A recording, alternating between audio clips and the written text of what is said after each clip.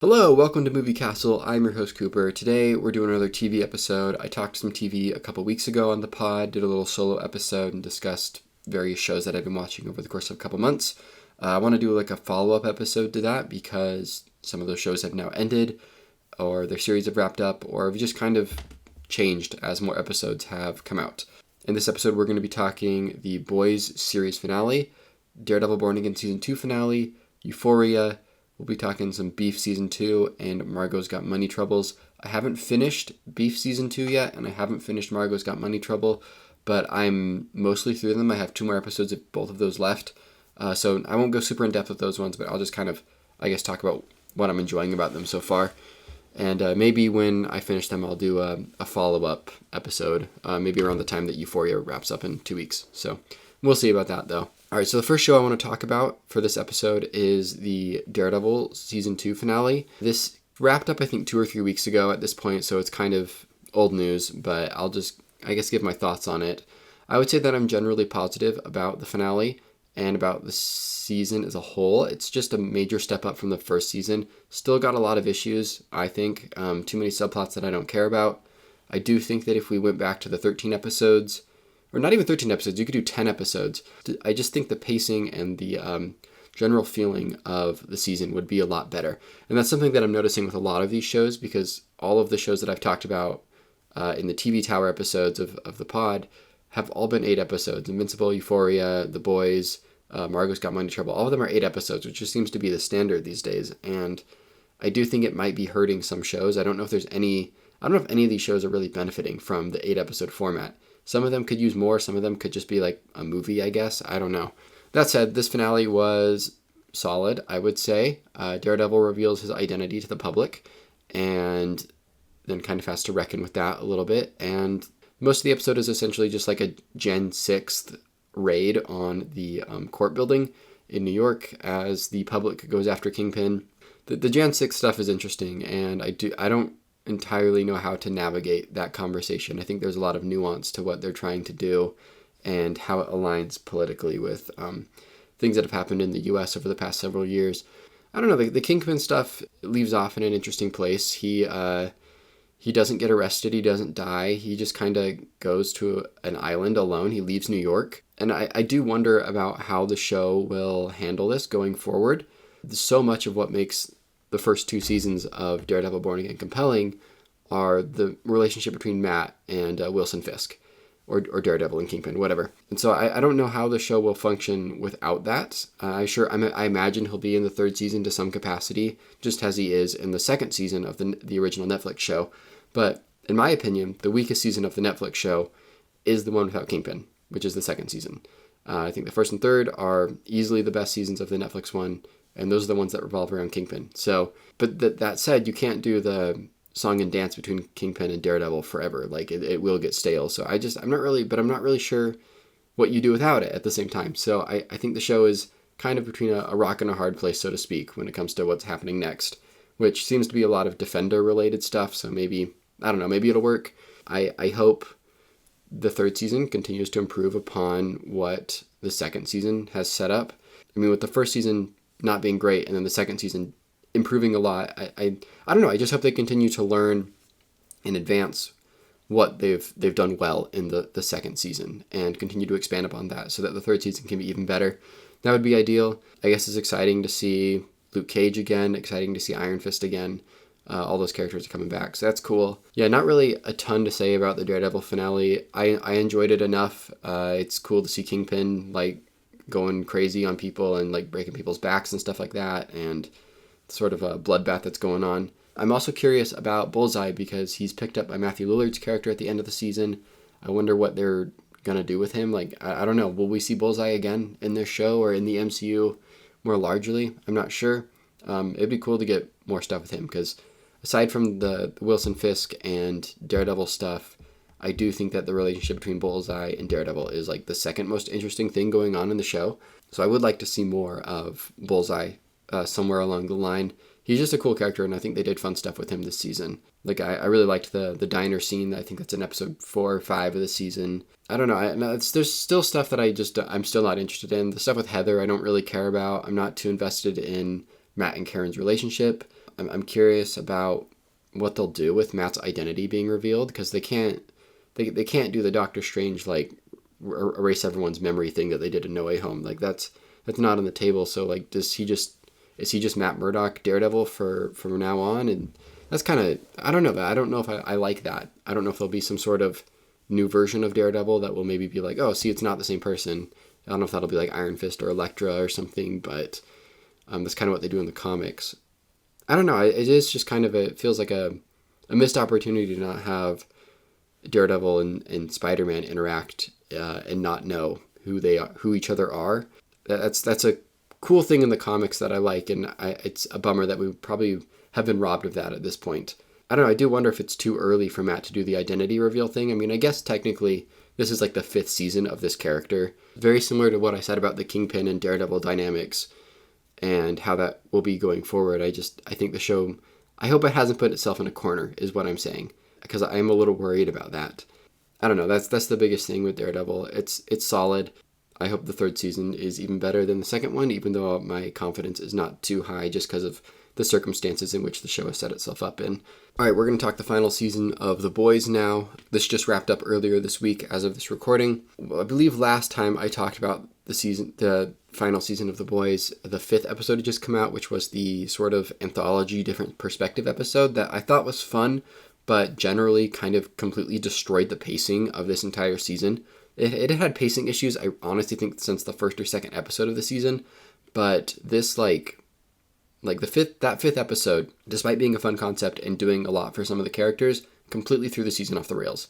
And again, I don't know, the 6th, 7th, and 8th episode, the finale, all have like fun moments and ideas that I like, but the shows just didn't really like come together entirely in a way that felt coherent, I guess, or it completely lacked any sense of urgency. It's kind of a bummer that this final season was as lackluster as it was. I was really rooting for this 5th season to be like better than the 4th season, which I thought was the weakest at the time of its release, just because it felt like a lot of setting up puzzle pieces, and this 5th season would be like, you know, the huge thing.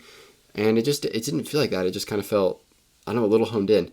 I think this final season to me honestly does feel a lot like Stranger Things 5, and especially the finale, where it's like there's ideas and moments and things that kind of work and arcs that wrap up in a way that I think work, but like just the execution of it isn't quite what I want it to be. I couldn't tell you for sure if I think Stranger Things 5 or The Boys season 5. I can tell you which is better or which I think works. I'm a little more positive on the Stranger Things 5 thing as a whole than most people are, but I don't know, I'm pretty biased about that show.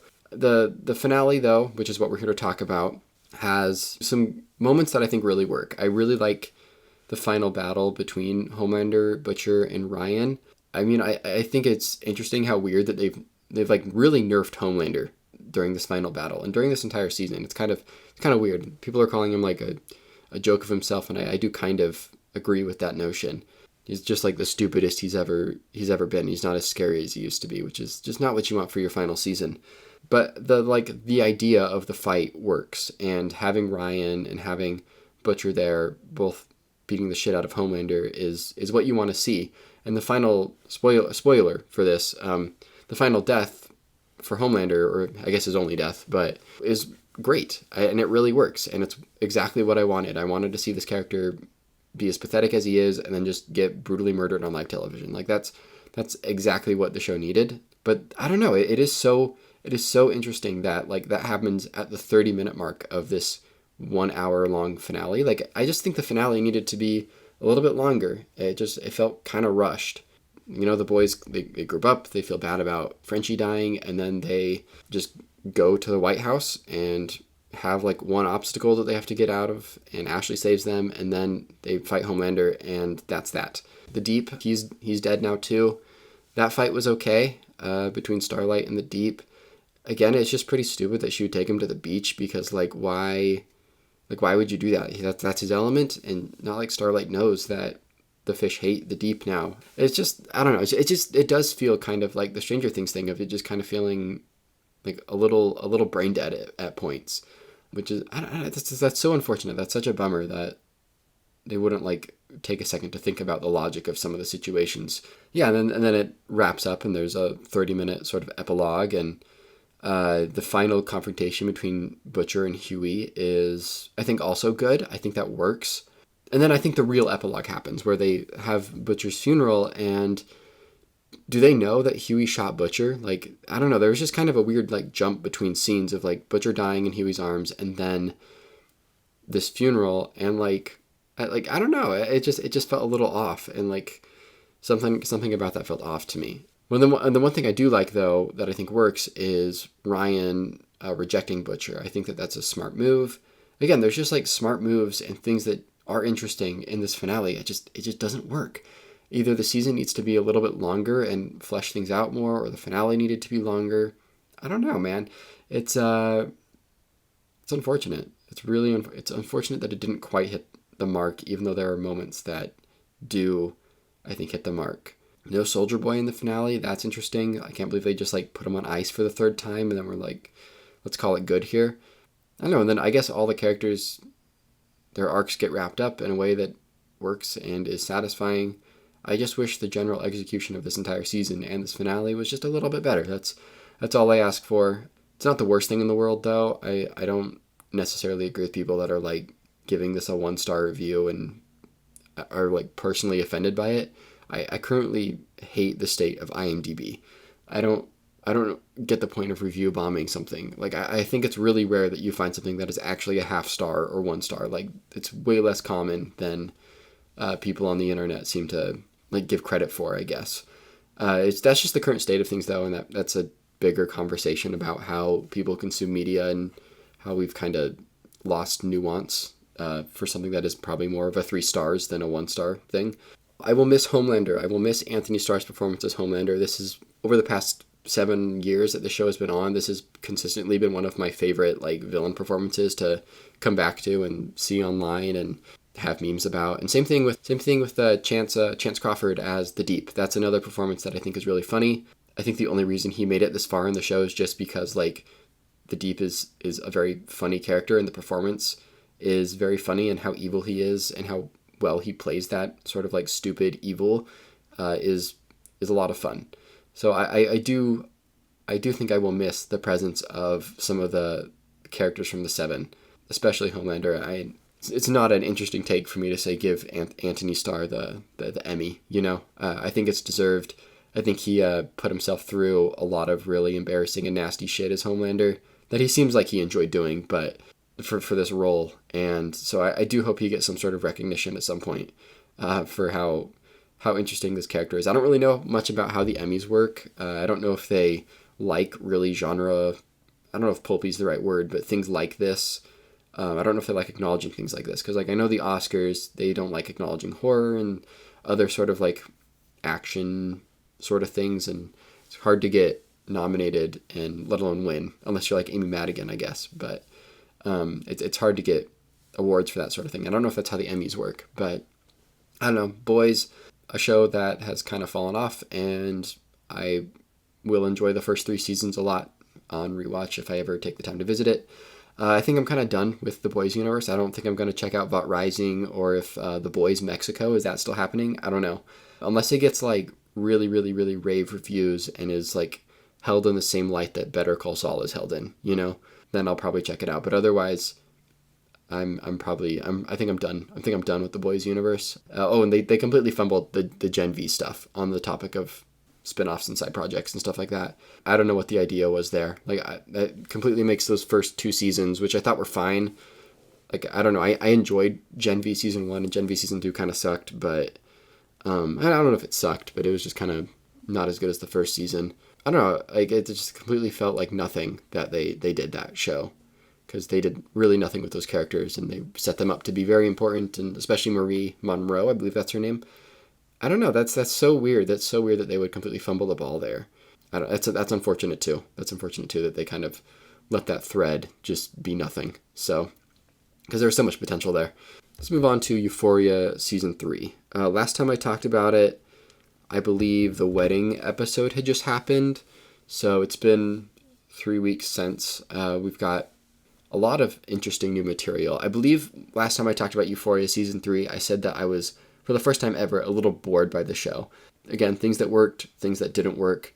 But I generally found myself a little uninterested in a lot of what was happening, with the exception of the stuff with Rue. I do not feel that way though now. I am back to thinking the show is just kind of bonkers and weird and really funny. Like I think a lot of people hate the show because they take it very seriously, but I kind of fall into the camp of person that finds this to just be like a really off-putting satire, and especially the stuff with like Sydney Sweeney and Maude Apatow. That stuff especially feels very satirical, and I just find it very funny. I just find the whole show to be pretty stupid, like just weird, and I love that about it. I don't know, that's kind of the lens that I look at Euphoria through, and I don't know if everybody else shares that same view as me, and that's totally fine if you want to look at it from a different way. The opening sequence at the start of the 5th episode, where Sydney Sweeney turns into the 50-foot woman or whatever and is knocking over buildings, I just find that shit hysterical. I don't know, I mean, hysterical is not the right word, it's not that funny, but like, I just think it's so absurd and so out there and kind of inventive to like have something like that in your show, in this type of show, that I do come around to appreciating it, despite maybe its intentions and how kind of just off-putting the whole thing is. I don't know, I've never seen anything, aside from Attack of the 50-Foot Woman, I don't know if I've ever seen anything quite like that before, especially not in this mode of television.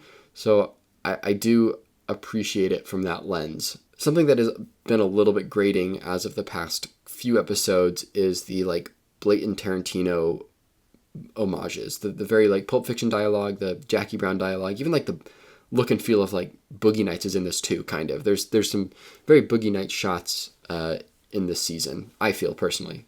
And I didn't mind that at first in the first few episodes, where I was like, oh, that's kind of, you know, everyone likes Tarantino to some degree, so it makes sense to sort of do something like that, and I understand wanting to sort of do a Tarantino type homage, but like it is at a point where it's like that's all it's kind of going for. The Alamo and Rue stuff is a lot of, it's just that, and it's just kind of doesn't feel like it has like a lot of personality that isn't already Quentin Tarantino's personality, you know? That's kind of been getting on my nerves. I still do find the Rue stuff to be the most interesting thing in the show, all things considered. They've completely abandoned Jules. That kind of sucks. They really started doing that in the 2nd season, but now it's like that character's just nothing. I don't really get what's going on there. I wish they let Hunter Schafer go back to writing Jules-related stuff. She is credited for writing the Christmas special with Jules. I think that is like some of the best stuff to come out of the entire Euphoria project.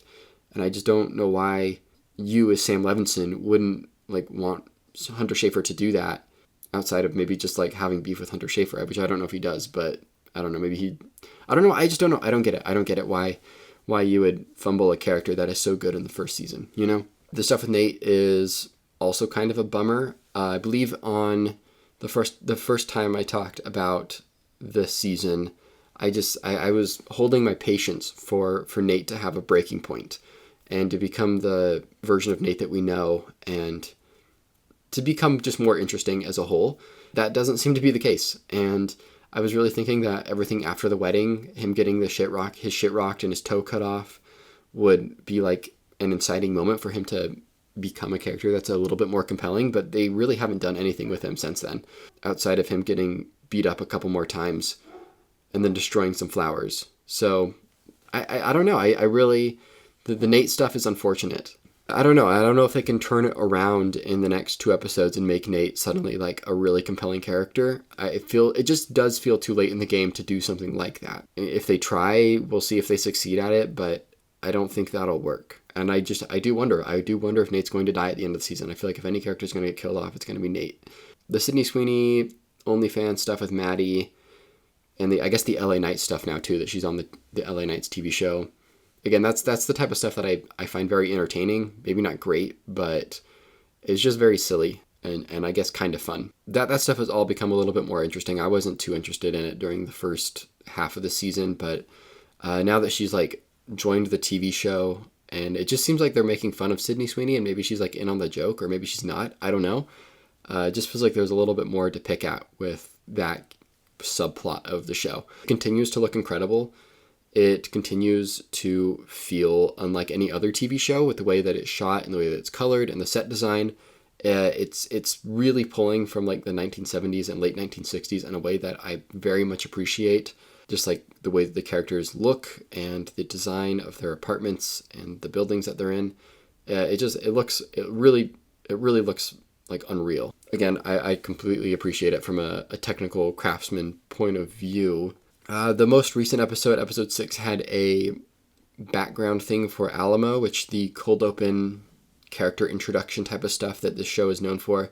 One of the best parts of the show, in my opinion, has now, did one for Alamo, and I didn't really get it. Like, it looks like it was a lot of fun to shoot, and it looks very good, and the performances are good. I found it compelling, but it didn't really, like, teach me anything about Alamo, other than, like, his mom was kind of mean. Like, it doesn't make sense, like, how that suddenly connects Alamo to who he is now. Like, that didn't work. Where the rest of the cold opens generally do reveal a lot about the characters and explain a ton about them. This just kind of felt like this kid had a bad day back in his youth, and his mom was pretty mean to somebody that he found to be a good person. But it's just like, why is he suddenly now like this like crime lord strip club dude? Like, I don't know. That just did not compute for me at all. Even though the sequence itself is like really well made and really well performed. I don't know. We'll see about these next 2 episodes. I'm curious about how the show is going to wrap up. Seems like it is really like leading to something kind of crazy happening with with Lori and Alamo and the FBI. I think is either the FBI or the CIA that's involved. All that stuff. It does feel very kind of disjointed though, where the other seasons of the show would like cross paths a lot, and character subplots would lap over with other ones most of the time, not always, but this season's pretty void of that, with the exception of like, I don't know, Rue asking Maddie if she knows any drug dealers or something like that. I think that happens in the 4th episode. I don't know, like that, and that's unfortunate that it does feel as disjointed as it does. So I do wonder if it'll like come together in some sort of way during the final 2 episodes, but I wouldn't be surprised if it doesn't and is just like 2 different shows going on at once, which is kind of how the show feels right now.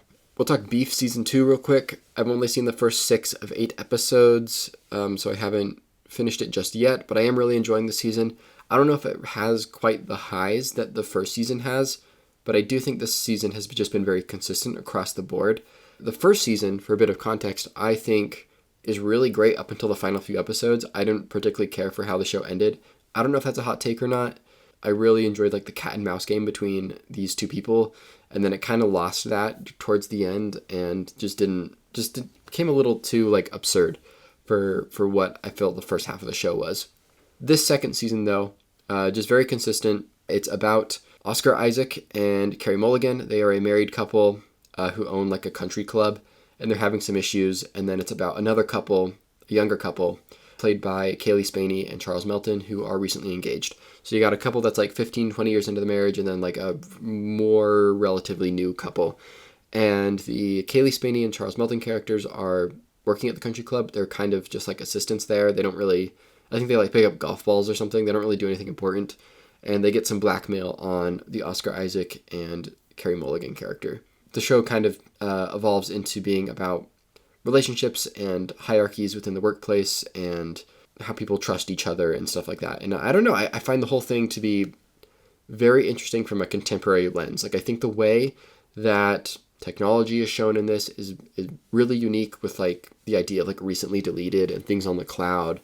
Like, I don't know, I feel like I don't see that often in TV shows and movies, this sort of like accuracy to how phones are used and stuff like that. So I enjoy that about it. And just the relationship dynamics do feel very real to me, with like the divorce issues going on between Oscar Isaac and Carey Mulligan. Like, I feel like I might know that married couple. And then I feel like I know Charles Melton and Kaylee Spaney's character. Like, I know that couple. I'm friends with them, you know? So I appreciate that about it. I appreciate the sort of sense of realism that's going on with those characters. I really like Charles Melton in this. This is, I think, one of his best roles. I've really been rooting for Kaylee Spaney and Melton for pretty much this whole decade. I think they're 2 of the more exciting and interesting newer actors to emerge to the scene. It is cool to see them in something like this. I think they're both giving very, very interesting performances. I'm always a fan of both of them pretty much, though. So Oscar Isaac and Carey Mulligan, they're fine. I don't really have a ton to like say about their performances or anything. They're doing a good job. That's about it. But I'm really wowed by Charles Melton especially. I think he's playing stupid in a way that's a lot of fun. I really liked episode 4. Episode 4 follows Kaylee Spaney as she has to go to the hospital. She falls out of a car, but she's also having some issues with one of her ovaries and some, like, I believe torsion going on there. It's like kind of wrapped up and is going to, like, the ovary is going to die if there's not like surgery. It's causing her a great deal of pain. I think it's a great episode about the nuances and brutality of health insurance in America and like how hard it is to be a young struggling person and have a medical issue come up.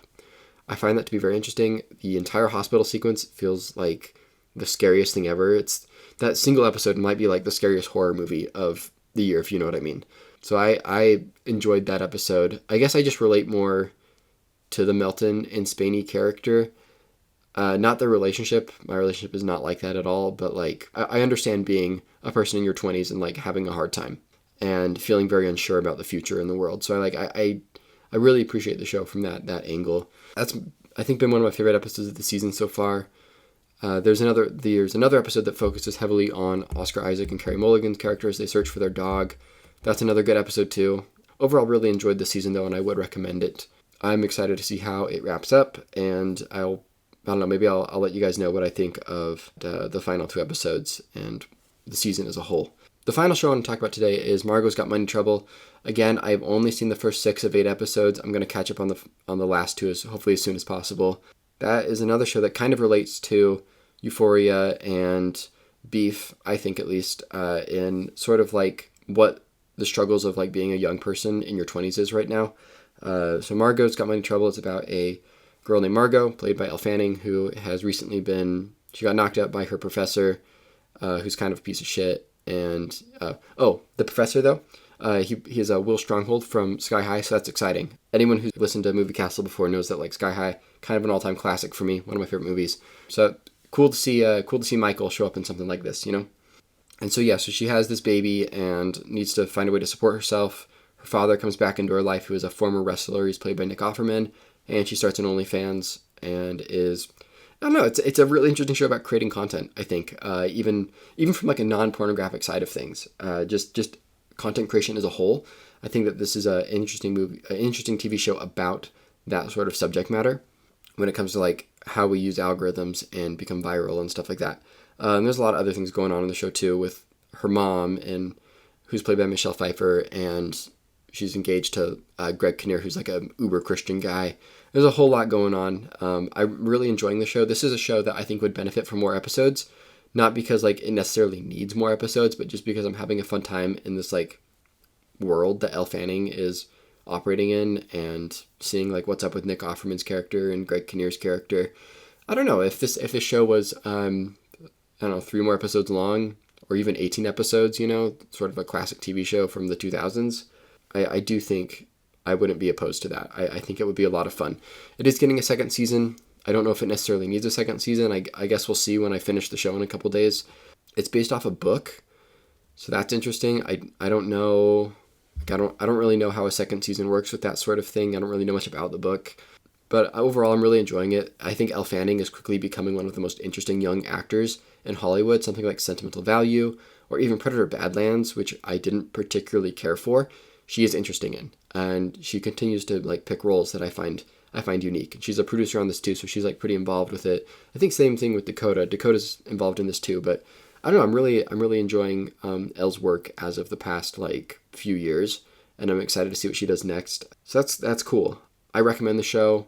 I think there's a lot of fun stuff going on in there, and that's another one where I think if when I finish it up, maybe I'll do a follow up in like a couple weeks and talk about some of the shows once Euphoria is done and stuff like that, and do a final TV episode for a little bit. I think I'm pretty much done with TV after this. I don't know if I'll check out Spider Noir, but there's really nothing I'm too excited about until Lanterns comes out in August. So it's been pretty fun consuming a lot of TV lately. I don't normally do that, as I've mentioned in the previous TV episode I did. It's been just a little more exciting than a lot of the new releases coming out. Like, I really couldn't care less about Mortal Kombat 2, even the Star Wars movie that's coming out this weekend. Like, I don't know, I'm just like, that's not as interesting to me as what's going on in something like The Boys or Margot's Got Money Trouble, you know? I don't know. Just I think I'm just at a different point with major Hollywood blockbuster releases. So thank you for stopping by, though, and listening to me kind of just ramble about these TV shows. Let me know what you think of them. Let me know if you think I'm completely wrong about Euphoria or Beef or any of these other shows. I'd love to know. Feel free to follow us on Spotify, Apple Music, subscribe to us on YouTube, and we'll be back with a new episode soon. Have a good rest of your day.